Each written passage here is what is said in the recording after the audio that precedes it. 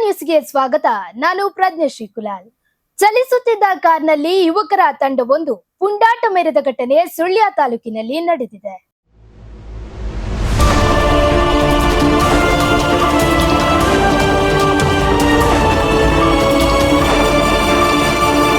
ಸಂಪಾಜೆಯಿಂದ ಸುಳ್ಯದತ್ತ ಅತಿ ವೇಗವಾಗಿ ಚಲಿಸುತ್ತಿರುವ ಕಾರಿನ ಮೇಲ್ಭಾಗ ಅಂದ್ರೆ ಸನ್ ರೂಫ್ ಓಪನ್ ಮಾಡಿ ಇಬ್ಬರು ಯುವಕರು ಮೇಲೆ ಬಂದಿದ್ದು, ಇನ್ನಿಬ್ಬರು ಯುವಕರು ಹಿಂದಿನ ಸೀಟಿನ ಎಡ ಮತ್ತು ಬಲಬದಿಯ ಕಿಟಕಿ ಬಾಗಿಲಿನಿಂದ ಹೊರಬಂದಿದ್ರು. ಮತ್ತಿಬ್ಬರು ಮುಂದಿನ ಭಾಗದ ಕಿಟಕಿಯಿಂದ ಹೊರಬಂದು ಹುಚ್ಚಾಟ ಮೆರೆದಿದ್ದಾರೆ.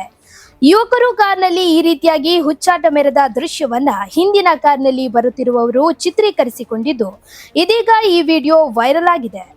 ಈ ಬಗ್ಗೆ ಸಾರ್ವಜನಿಕ ವಲಯದಲ್ಲಿ ತೀವ್ರ ಆಕ್ರೋಶ ವ್ಯಕ್ತವಾಗಿದ್ದು, ಸದ್ಯ ಈ ಯುವಕರ ವಿರುದ್ಧ ಸುಮೋಟೋ ಕೇಸ್ ದಾಖಲಾಗಿದೆ. ಪ್ರಕರಣ ದಾಖಲಾಗುತ್ತಿದ್ದಂತೆ ಯುವಕರು ಮೊಬೈಲ್ ಸ್ವಿಚ್ ಆಫ್ ಮಾಡಿ ತಲೆಮರೆಸಿಕೊಂಡಿದ್ದಾರೆ.